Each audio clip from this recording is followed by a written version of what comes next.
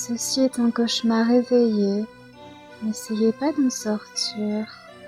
Les citrouilles, démons et autres sorcières vous accueillent pour fêter Halloween.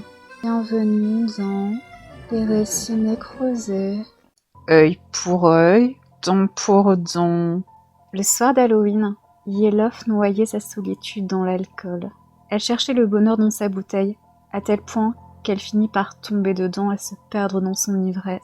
Agacée par tous ces enfants qui venaient toquer à sa porte, elle but cul sec la fin de son médoc. Bien éméchée, elle se comporta de manière étrange. Elle éteignit la lumière et, dans la quasi-obscurité, se dirigea vers sa cheminée pour affaiblir le feu avant d'aller se coucher. Mais Méphisto, son chat, vint se plaquer contre ses jambes en ronronnant.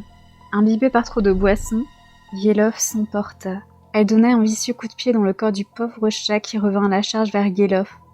Sauf que cette fois-là, il ne commandait pas de l'attention, mais voulait se défendre. Il enfonça ses dents dans la jambe de l'alcoolisé qui se perdit un peu plus dans la fureur.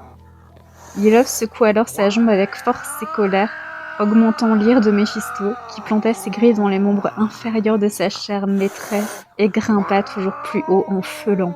Une fois arrivé à l'endroit le plus tendre du corps, le chat, presque possédé, mordit dans la chair appétissante. Il arracha une parcelle de peau en ronronnant, la mâchonna, puis, comme le goût ne lui convenait pas, il recracha le derme sur le sol en sifflant. Revancharde, Yellof prit alors une corde et un marteau remisés dans sa boîte à outils près de la cheminée. Elle parvint à attacher Méphisto, qui se débattait, tel le prince des enfers. Ensuite, elle saisit le marteau et cassa toute la denture de son chat.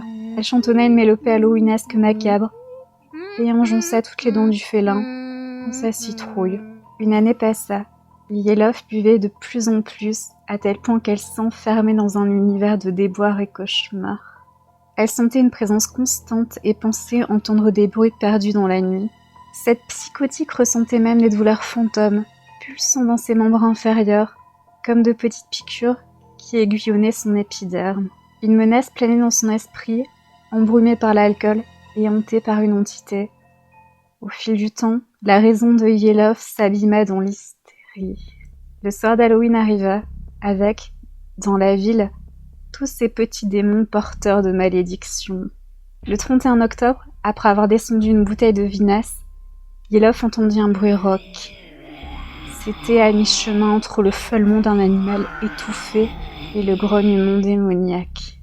Elle choisit d'ignorer cette atrocité auditive et s'attela à la décoration de son potiron, mais une chose l'empêcha de continuer. D'énormes griffes lacérèrent son cuir chevelu et une force démoniaque fit s'abattre encore et encore son visage sur la table. Pendant qu'Yellof crachait du sang, elle entendit une alternance de miaulements courts et rapides dans des octaves différentes. L'alcool fit délirer Yellof qui entendit « dent pour dent ».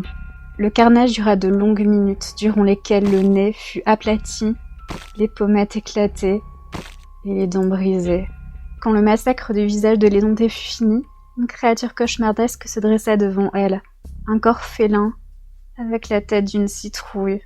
Le cauchemar se troubla et une chimère bien plus infernale que la première se dessina. Un monstre avec un visage putride, écorché par des doigts fuselés finissant par des griffes.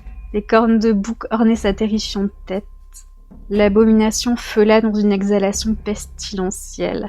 « Je suis l'esprit qui toujours nie, et c'est avec justice, car tout ce qui existe mérite d'être détruit. Il serait donc mieux que rien n'existât. Je suis Méphistophélès, roi de la sombre justice qui bénit l'inexistence.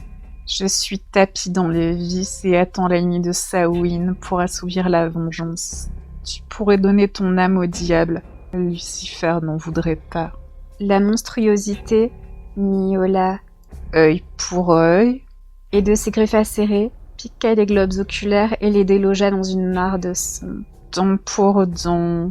Elle récupéra ensuite toutes les dents cassées sur la table et créa la citrouille la plus effroyable qu'il fût donné de voir. Une citrouille d'Halloween avec des dents et des yeux humains.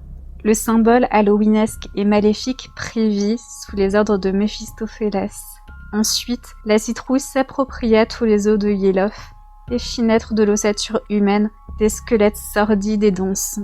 Dans une symphonie macabre, la cohorte démoniaque se déversa dans les rues, à la recherche de nouvelles victimes à venger.